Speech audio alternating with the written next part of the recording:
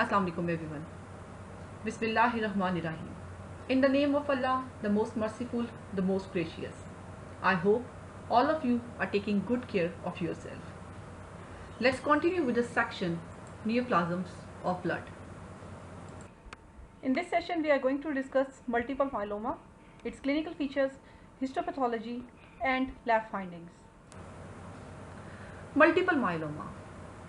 Multiple myeloma is a cancer that forms in a type of white blood cells called plasma cell. Plasma cells help to fight infection by making antibodies that recognize and attack germs.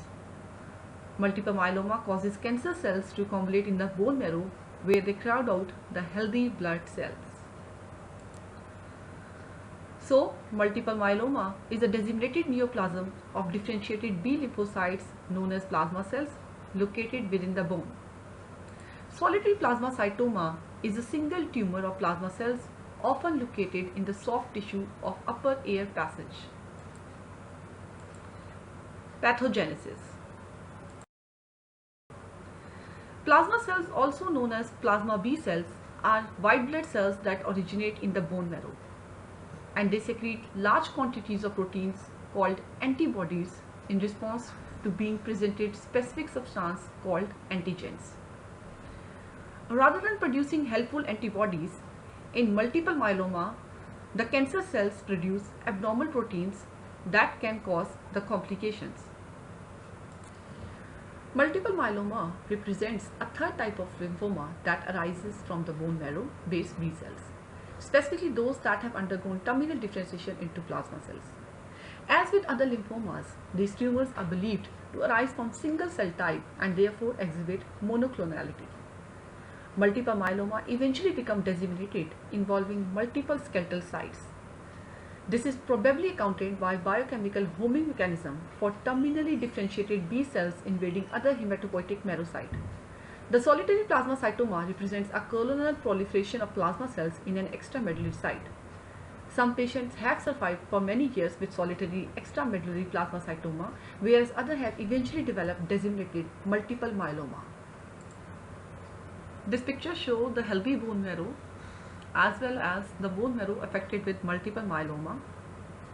In the healthy bone marrow, plasma cells, also known as plasma B cells, produce large amount of antibodies in response to antigen. But in case of multiple myeloma, rather than producing the helpful antibodies, the cancer cells produce abnormal proteins which causes the complications. Clinical features. Gender. It affects men and women equally. Age. More common in 4th, 5th and 6th decades of life. Sign and symptoms. Because the malignant cells occupy the marrow spaces without manifesting any specific sign or symptom, the disease has often become widely disseminated by the time it is detected. A characteristic feature of multiple myeloma is deep bone pain. In the jaws, the disease may stimulate a toothache. Teeth within the area of malignancy may become loose. The solitary plasmacytoma occur as pentulous mass, usually identified within the nasopharynx. Involvement of oromucosa is extremely rare. These plasma cell tumors are usually brought to the patient's attention by such symptoms as nasal screech or nasal stiffness. Radiographic features. Osteolytic lesions are encountered in various bones and are usually quite prominent in the calvarium, where they appear as coin-shaped punched out radiolucences. Despite their malignant nature, these radiolucent lesions are relatively well defined yet not corticated around their boundaries. Dental radiograph may also show coin-shaped punched out radiolucences or widespread osseous destruction. The radiographic margins are mouth-hidden without cortication.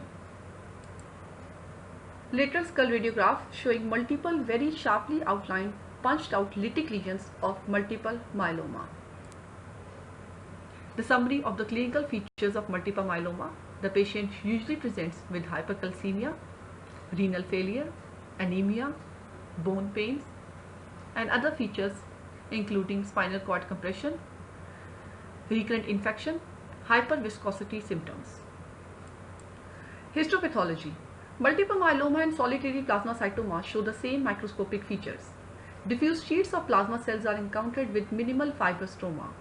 The individual cells maintain both the nuclear eccentricity encountered in normal plasma cells and the peripheral chromatin building. Importantly, binucleated forms are common, mitotic figures may be observed, and some degree of nuclear pleomorphisms exist. Plasma cell myeloma is morphologically characterized by proliferation of atypical plasma cells in bone marrow. Plasma cell myeloma comprise predominantly smaller but atypical plasma cells as in this case. In some instances, however, plasma cells are very small and the term small lymphocyte-like myeloma is used. This smear, however, shows plasma cells that can easily be recognized as plasma cells but do not show significant morphologic atypia. Because plasmacytic infiltrates are quite common in the jaws, particularly in response to odontogenic infections, differentiation from myeloma is sometimes difficult. In most inflammatory conditions that are characterized by high plasma cell populations, other leukocytes are also encountered and stroma is collagenous. In myeloma, the cell population is usually homogeneous. Furthermore, the plasma cells of inflammations are polyclonal and will therefore express both kappa and gamma immunoglobulin light chains using immunohistochemistry. Whereas in multiple myeloma, the plasma cell population is monoclonal and will express either immune globulin light chains but not both. Diagnosis of multiple myeloma. Multiple myeloma can be difficult to diagnose. To form an accurate diagnosis, your doctor will rely on a number of factors including physical evaluation, symptoms, medical history, and the results of many different diagnostic tests. The initial evaluation to help confirm our diagnosis of multiple myeloma includes blood and urine test as well as bone marrow biopsy. Other tests include X-ray, magnetic resonance imaging, that is MRI, CT scans. Multiple myeloma affects a change in serum immunoglobulin level. The total gamma globulin will be increased. On serum immunoelectrophoresis, a monoclonal spike representing a single immunoglobulin class will account for the increased level. Light chains from immunoglobulins are often excreted into the urine in myeloma and are referred as Bence-Jones proteins. That's all for today. Thank you so much. Allah Hafiz.